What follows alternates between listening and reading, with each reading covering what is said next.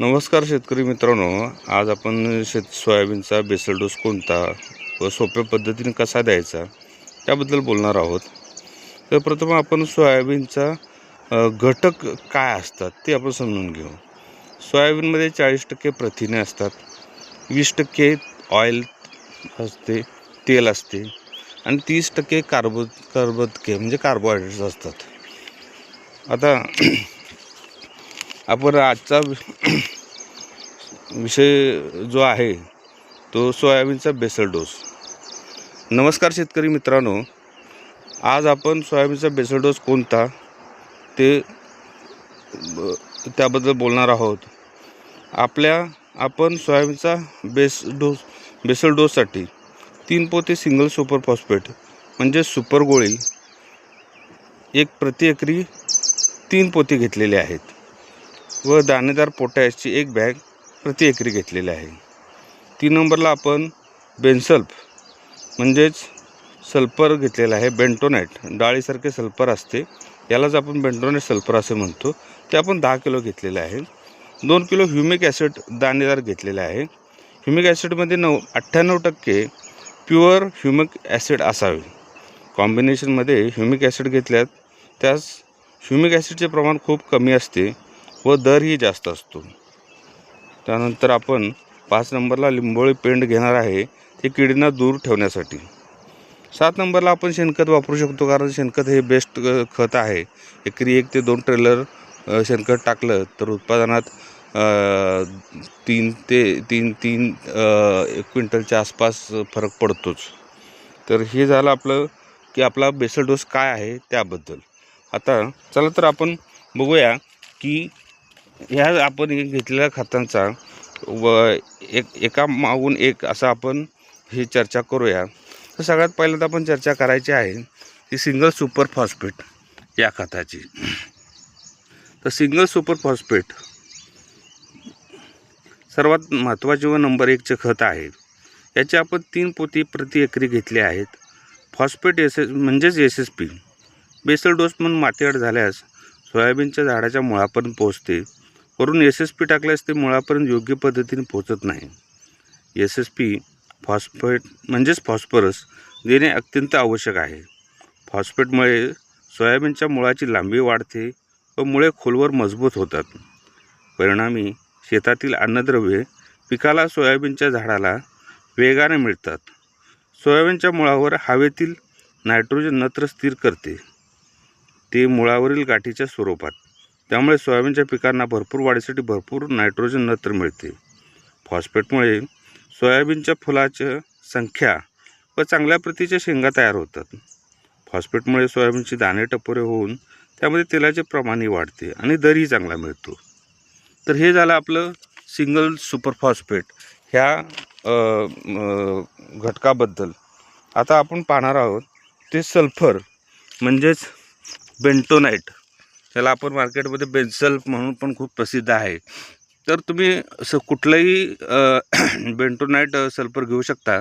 ते डाळीसारखं असतं, ते पावडर फॉर्ममध्ये मिळणार नाही, ते तुम्हाला डाळीसारखं मिळणार आणि ते खूप दिवसापर्यंत पिकाला मिळत राहतं। म्हणून आपण बेंटोनाइट म्हणजेच डाळीसारखं असणारं सल्फर वापरतो। तर मुळात सोयाबीनचे पीक घेतले जाते ते जास्तीत जास्त तेलाच्या गरजेसाठी। सल्फर सोयाबीनमध्ये तेलाचे प्रमाण वाढवते, दाण्याची गुणवत्ता वाढवते आणि सल्फर मुळांची वाढही चांगली करते। सोयाबीनमध्ये प्रथिने प्रोटीन तयार करण्यासाठी सल्फर महत्त्वाचे आहे। सल्फरमुळे सोयाबीनच्या झाडामध्ये अन्नद्रव्य तयार करण्याचा वेग वाढतो व झाडे हिरवीगार राहतात। शेंगांची संख्या वाढते। जमिनीमध्ये सल्फर अपेक्षित प्रमाणात असल्यास जमिनीची सुपीकताही वाढते। तर हे झालं आपलं सल्फर म्हणजेच बेनसल्फ किंवा बेंटोनाइट सल्फर कुठल्या कंपनीचं घ्या। आपण इथं कुठल्याही कंपनी जाहिरात करत नाही, त्यामुळं तुम्ही कुठल्या कंपनीचे सल्फर घ्या, पण डाळीदार सल्फर घ्या। त्यानंतर आपला जो तिसरा घटक आहे तो MOP म्हणजेच ज्याला आपण MOP म्हणतो तेच म्हणजे पोटॅश। तर पोटॅशमध्ये आपण काय आहे, पोटॅशचा रोल ह्याच्या सोयाबीनच्या पिकामध्ये काय आहे। तर सोयाबीनची आपण एकच बॅग एकरी घेतोय। सोयाबीनची मुळे मजबूत होतात आणि वेगवेगळ्या रोगास कमी, त्यामुळे सोयाबीनचे पीक वेगवेगळ्या रोगास कमी बळी पडते. रोगप्रतिकारशक्ती वाढते, खोडाची ताकद वाढते, त्यामुळे पीक वाऱ्याच्या ह्याच्यामध्ये वादळामध्ये लोळत नाही. सोयाबीनच्या मुळाशी गाठीमध्ये नत्र स्थिर होते. ह्या प्रक्रियेमध्ये पोटॅश पण मदत करते. पोटॅशमुळे कमी पावसात व कडक उन्हामध्येही सोयाबीनचे पीक तणाव घेत नाही. साहजिकच झाड सदाबहार राहते. पोटॅशमुळे शेंगांची लांबी वाढते, दाणे भरले जातात व त्यामुळे तेल व प्रथिनांचे प्रमाणही दाण्यामध्ये वाढते. त्यामुळे दाण्याचे वजनही वाढते, परिणामी उत्पन्न वाढते. पोटॅश कमी असल्यास पाने वेळेच्या अगोदरच पिवळी पडतात. पोटॅशच्या वापरामुळे मूळकूज, तांबेरा यासारख्या बुरशीजन्य रोगांचा प्रादुर्भाव कमी होतो. शक्यतो बेसल डोस अगोदर माती परीक्षण करूनच घ्या. तर हे झालं आपलं पोटॅशबद्दलची माहिती. आता आपण जी माहिती घेणार आहोत ती ह्युमिक ॲसिड. हे आपण घटक घेतलेला आहे. तर ह्युमिक ॲसिड आपण ज्या वेळेला घेतो तर एकरी 2 किलो हे दाणेदार ह्युमिक ॲसिड घेतो. तर ह्युमिक ॲसिडमध्ये आपण साधारणपणे 98% ह्युमिक ॲसिड घ्यायचं आहे. प्युअर म्हणजे थोडक्यात प्युअर ह्युमिक ॲसिड घ्यायचं आहे. कारण काय आहे, बेसल डोसमध्ये ह्युमिक ॲसिड सोयाबीनच्या मुळाचं वाढ वेगानं करते. त्यामुळे जमिनीतील खतांचे अन्नद्रव्याचे शोषण पिकामध्ये वेगाने होते. जमीन भुसभुशीत राहते, जमिनीची सुपीकता वाढते. ह्युमिक ॲसिड जे आहे ते फॉस्फेट, सल्फर व नत्र व पोटॅश या सोयाबीनच्या पिकाला सहजपणे मिळवून देते.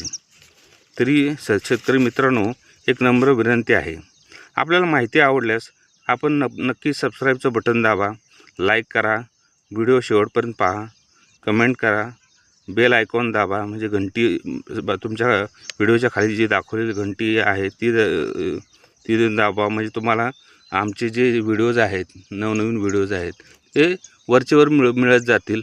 व तुमची माहिती जी आहे ती सोयाबीनच्या लागणीपासून, पूर्व मशागतीपासून, त्यानंतर तुमचं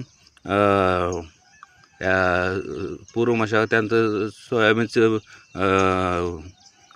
आपलं काय म्हणतात उगवण क्षमता कशी पाहायची, त्यानंतर सोयाबीनची टोकणीचं अंतर किती, अशी बरीचशी म्हणजे अगदी विक्रीपर्यंतचं जे टोटल जे काय प्रोसेस आहे ती आपण ॲक्च्युअल प्रॅक्टिकलमध्ये आपण इथं दाखवणार आहोत. त्यामुळं तुम्हाला इथं म्हणजे जी काय रिॲलिटी आहे तीच तुम्हाला दाखवली जाणार आहे.